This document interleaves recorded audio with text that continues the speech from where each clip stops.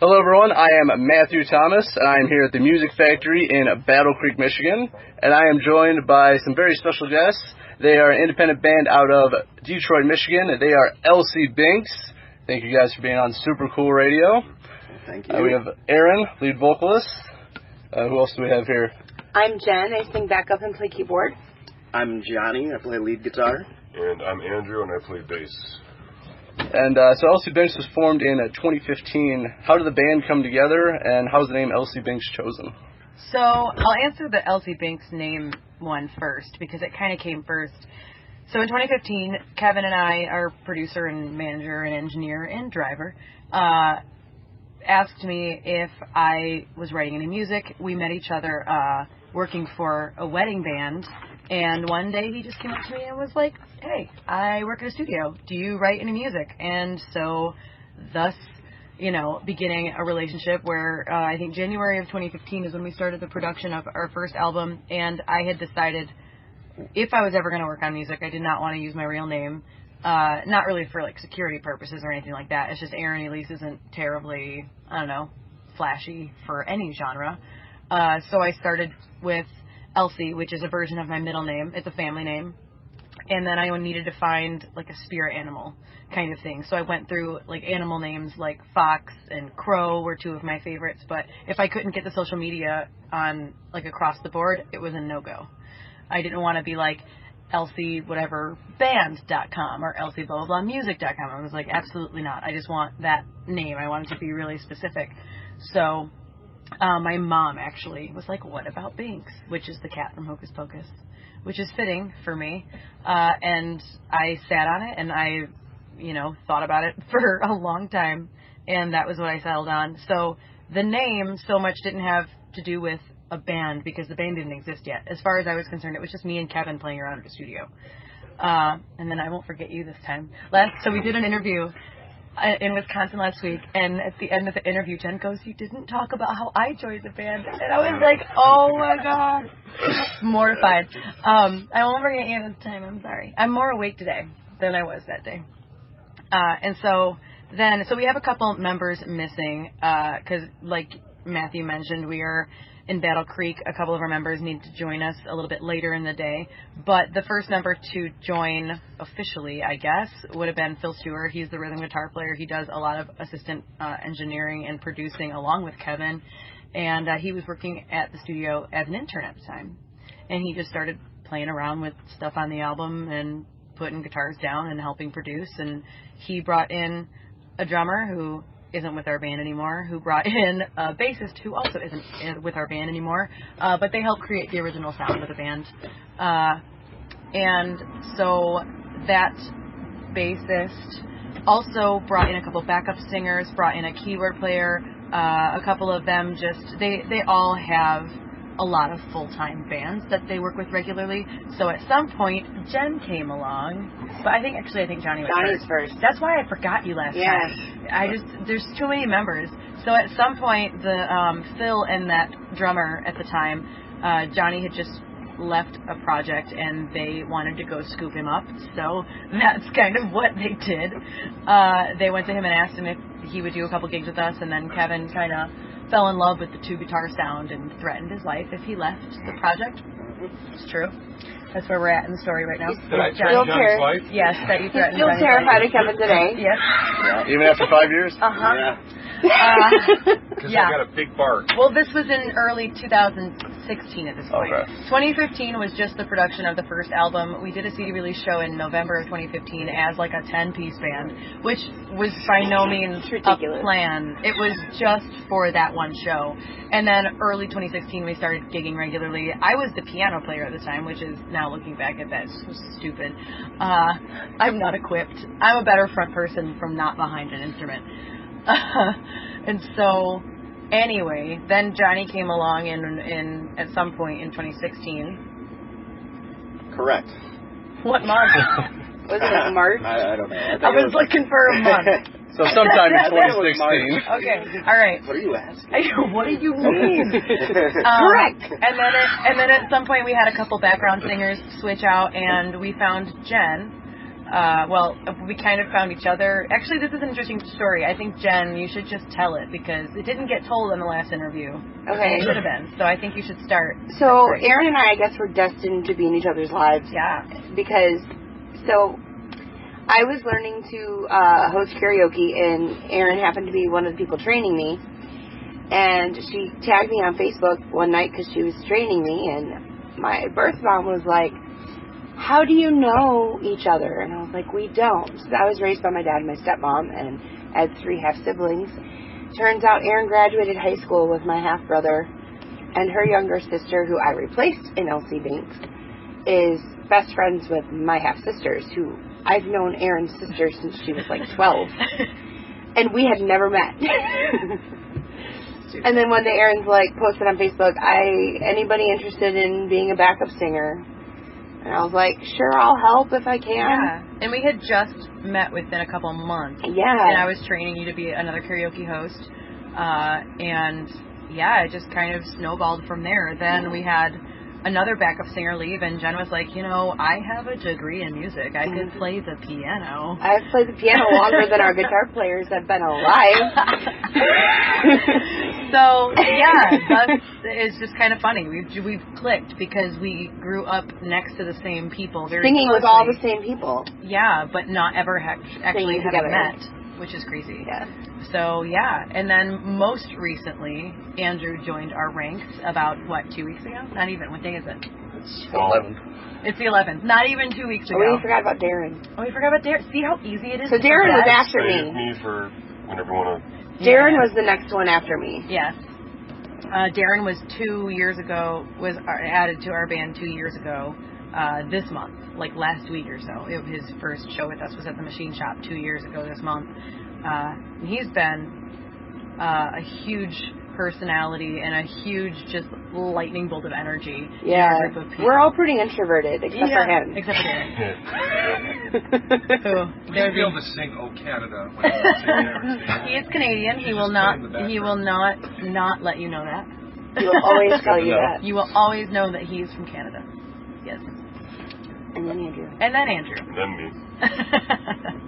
And that happened purely because of social media. 2 weeks ago. Yep, 2 weeks ago. Our bass player had just catastrophic miscommunication at work and was pretty much given an ultimatum, and he couldn't go on the road with us over our New Year's Eve and into the first week of this year, 2020, our gigs.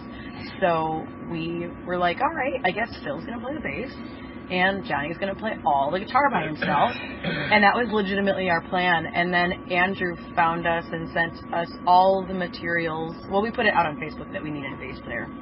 And so he sent us all the materials that we needed to basically be like, well, he can probably do this. He's got a great look. He's young, and he's totally willing. And so we met him at one of our gigs in late December, and we called him in for not an interview, an audition.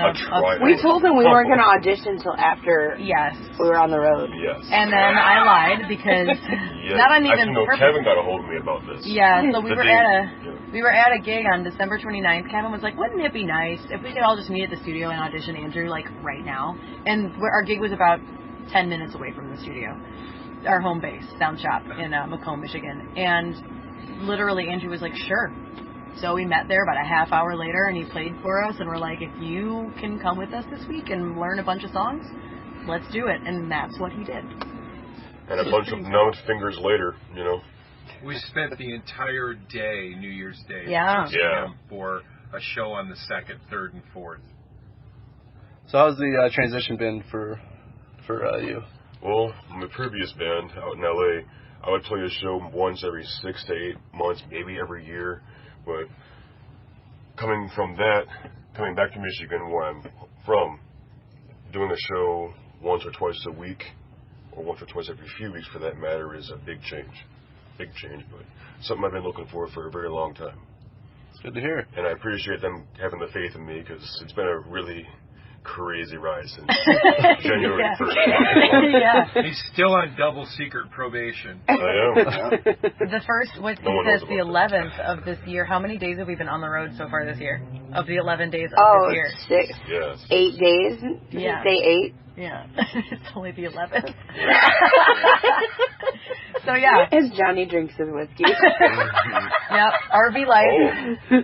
It's exactly 4:20. What? Oh. Okay.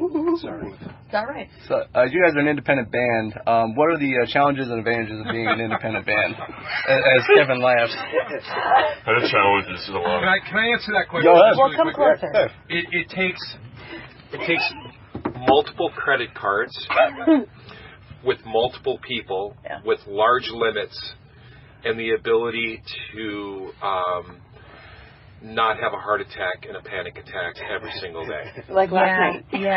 Yeah. We've faced some adversity, if you'd call it that. We're so broke, we need to sugar somebody. Yeah. Well, Kevin and I, initially, when we decided as a group in early 2016 that we were going to continue as a group, Kevin and I just invested in, I would say, almost $10,000 worth of equipment from Sweetwater. Just to get all of our in-ear monitors and all of the amps we needed. We didn't even have like speakers, like PA. It was just everything else that we needed. It was between $8,000 and $10,000. We're still paying that off. No, the original purchase. Oh, maybe the original. The original purchase, like in 2016. It was between $8,000 and $10,000 between our 2 Sweetwater cards. And obviously repairs cost money. You send it back in, it gets put on your card. You know, we ended up needing these Shure paddle things that help with the signals being interfered? That's not what I'm looking for. Because we run a lot of wireless stuff. We run wireless in-ear monitors. We run wireless microphones, and sometimes it gets complicated. When it comes to like playing in downtown areas, you have too many signals and stuff crossing. A place like this, like Music Factory, that's not really an issue. But we play a lot of places that are in downtown areas, so like that's a whole other purchase. And it snowballs from there. And then we decided we needed a PA, so we were buying a PA from Darren's, our drummer's band, one of his bands, that were paying off that way. And then Jonny invested in a Helix, and we liked that so much that we bought one for Phil. I bought one for Phil on my Sweetwater card that he pays me for. Johnny's dad bought us a trailer. Johnny's dad bought When I us a started trailer. playing keyboard, I didn't have a keyboard, so Kevin found this keyboard. It's a great keyboard. Yeah. And bought it, and I paid him back. My dad bought us a van for a year so we could travel around before we had the RV. Like, it takes a village, like an entire village, to not be signed. And we are just now, in the last 6 months, breaking even. And that's not including... on the road. When we go to a show, we break even. No, I'm still in a crap load of credit card debt, and so is Kev, but we're working on it. Every single thing costs hundreds of dollars. We at least cover gas money to a gig. Yeah. You know? Like, there are pieces of, like, whole pieces of merch that I bought in 2015 that I am still paying off. Like, people don't realize that CDs cost $700 to print. Like 500 CDs. Yeah, like it's incredibly costly, and they have no idea what they're getting into. 4, so you can. Yep, they've all gone onto my credit card. That's how good my credit card's handling it. So yeah, it's a lot. But now we're almost every single show we play, we actually sell about $100 in merch, and that money is going straight to my credit card. This is why bands break up. This is why a band can't last more than a year or 2 or even 3, because the pressure of band members that can't sustain the life that it requires is number 1, and then just monetarily to make it happen. And then number 3, try to keep personalities working. Luckily for us, and I ain't even BSing nobody, we don't fight. We may have some disagreements. We talk them through, but nobody is on the bus screaming at each other, threatening to hit somebody, or refusing to talk to somebody, or creating strife. We won't tolerate it on ourselves, for us to do it ourselves, let alone for somebody else to do it. So it's kind of unwritten rule that we just don't fight. Yeah. We don't do cocaine. We don't do drugs. Yeah, I think that helps. Yeah. Well, that's good. We're a boring band. We drink and smoke a little bit of weed, and that's about it. Like, we don't really, get too crazy. We like our quiet RV life. Mm-hmm. We're all introverts for the most part, like you said. Like, it's pretty much, I don't know, we're all old souls. Most of us are pretty old at heart. Super old. Some of us are real old, but But most of us are pretty old for our ages. Except me. That's fair, yeah. Somebody's here. Oh, probably Brian Knickerbocker. Yeah, he He's said gonna he'd be block here. the Shout out to Brian Knickerbocker. Two-Face Wilson and Callis. He's a drummer. They're pulling up next to us currently. See that? I'm sorry, we're interviewing and I'm BSing. Oh, you're good, man. So what are some of your favorite songs to play live? You can't. Wrecking Ball. You Kevin. Can't is my favorite song anyway, and We we had a breakdown in it that just like Yeah. it's my favorite. You Can't is one of my favorites too. Yeah. I think Lookout, honestly, is probably also one of my favorites. Another good one. Yeah, it's one of my favorites. Kevin likes Wrecking Ball. Yes. Ooh, I don't even know. I like Mean Girls. I like playing Mean Girls live. You like singing along without the microphone, I mean, girls. Yeah, because I don't even know what I would sing on that. But your mouth moves. Yeah. You just have to act like you're singing. Well, that's like a great headbanging song. It is. Yeah, it Good is. song. Yeah. It's really gritty. I don't have to look at my guitar. You have a favorite, I Andrew? like Everything About It, Mean Girls, and there's a few others that we have never played live since I've been in the band that I'd like to, but for other reasons might not happen. But Mean Girls or Everything About It. And so your last album, Electric Baby, was all acoustic. Do you plan on doing more acoustic shows or acoustic albums in the future? Well, we kind of always do acoustic shows. It's like inherently, if we book one of like the club nights, I guess you would call it, at like Rusty Nail or Winners or something like that in Metro Detroit, they're like 3 hours of content, which is really hard to cover electrically for us. So we typically will do 1 hour of acoustic, then 2 hours of electric. Or even invite some of our other musician friends to like crash the night and play a set for us because we're lazy. It does happen. And so We're the two laziest girls on the planet. Yeah, acoustic gigs We're happen. not quite like a cover band. That would be a whole Right. lot. Like we don't actively want to do that, but it does help us pay our bills. Yeah. You know, we might make $500 or $600 a night doing that. So it's not the funnest thing to do to play 3 hours of covers, but it does pay the bills. And we do typically do an acoustic set in those type of nights. So they happen pretty commonly, actually. And whereas most bands would play just covers on those kind of gigs, that's all they book for those kind of gigs. Yeah. We actually play pretty much our entire catalog of originals in that as well. Yeah, so they're that's something that nobody else really does. Yeah. But as a not. But yeah, when it comes to like another acoustic album, I think we would absolutely do that. I've actually said there are already some songs that For the new record, that Yeah. would translate really well acoustically as well. Yeah, very much so. So I think there's another acoustic record somewhere down the line, but right now we have 8 or 9 demos for our next electric record. So it would be a little bit of ways down the road still.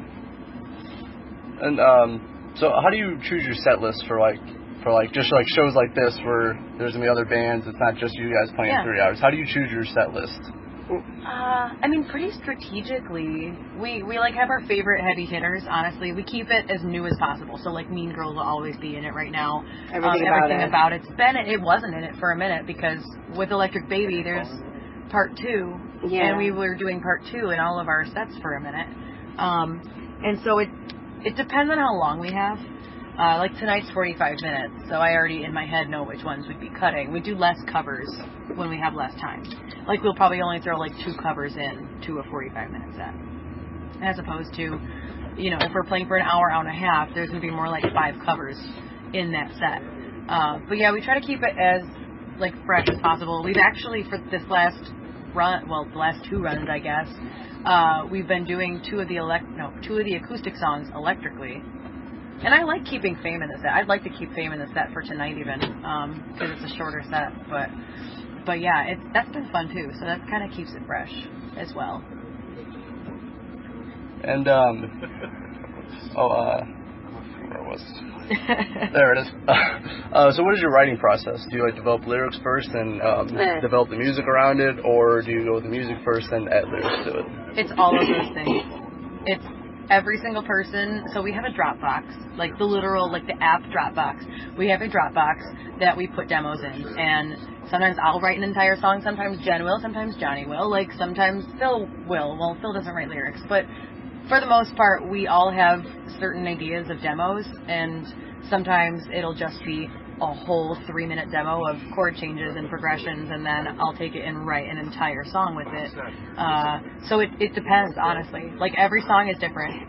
Like, one of them, I happened to write lyrics, and then I was going through Dropbox and found a demo that the guys had written like 3 years ago before I even met them. It was old. And it fit like perfectly with what I had written. Like the melody and everything that I'd written, and it fit perfect. And that's one of my favorites of the new ones. Harass? No, Goddess. I think you're talking about Goddess. No, that was Harass. But Goddess actually fit. That's the kind of thing too. What I wrote the lyrics and the kind of the melody, and it fit with a demo that was already written. Yeah.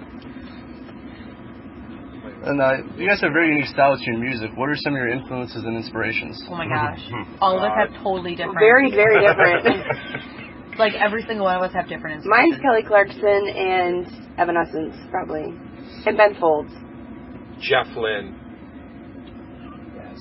Electric Light Orchestra. Van Halen, Motley Crue, 90s G-Funk, hip-hop. Yeah. And Frank Sinatra. That's a wide range. That's his vocals. He sings back up. He raps sometimes. Yeah. Like Gojira, Metallica, Pink Floyd, Temple Negative, that style. Phil's very 90s grunge too. Phil, he's not here. Phil would but probably say Soundgarden. Yeah. And there's probably a couple others that I'm missing. Big Wreck. Yeah. It's funny, a quick Phil story, which is pretty cool.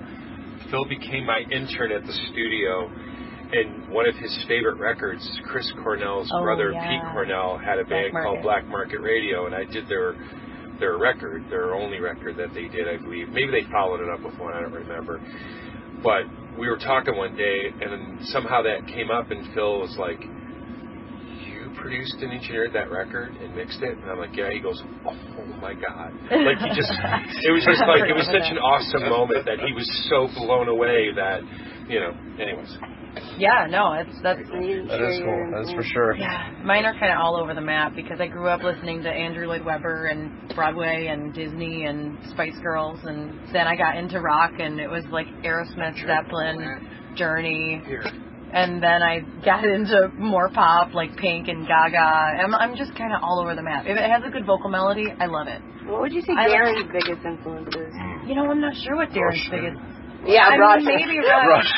I mean, you're not Canadian. I mean, he was pretty torn up about that. So that might sure. be. I mean, I'm sure Rush is in his top, honestly, but I don't know what his would be actually. He likes Helix. Yeah, he likes a lot of the late 70s, early 80s Canadian rock. Like, I'm sure he likes, Triumph, and yep. Great bands came out. Canada doesn't put out any shit. The best band. Oh, I'm sorry. Is that a bad word? That's all right. That's all right. I can walk around that. Word. Start over. I'm sorry. Puts out poop. Oh, okay. Anyway. Big Wreck's the best band. Alright, so I'm currently on your guys' RV, and I saw over like the New Year's and a little bit in the New Year about you guys having trouble with your guys' generator. Is it fixed? No, we have no generator. So the only reason we have power right now is because we're plugged into the building. But the heat is propane and everything else works. So when we're on the road, driving down the road, we can't microwave anything. We can't have the TV on. It's basically first world problems. Like, it's not anything terrible. We're all fine. Everything is fine. Our heat works. We're fine. It's good to hear. But yeah, the fix has been a little bit more complicated. We have friends in Michigan who are, like, really doing their best to research the issue, seeing if there's something they can do outside of just replacing the generator. Because while we were out on the road, they quoted us at like $1,500. Exactly, which is why we didn't do that, because we don't have it. So we're hoping somebody comes through with not an easy fix, but a cheaper fix than that. Gotcha. Yeah. All right, one final question before we go. So Elsie Binx, you guys have started this year hot. It's only 11 days into this year, and they actually into this decade. I should say. Into the decade. Right. You guys have been in Illinois, Wisconsin, Iowa. So.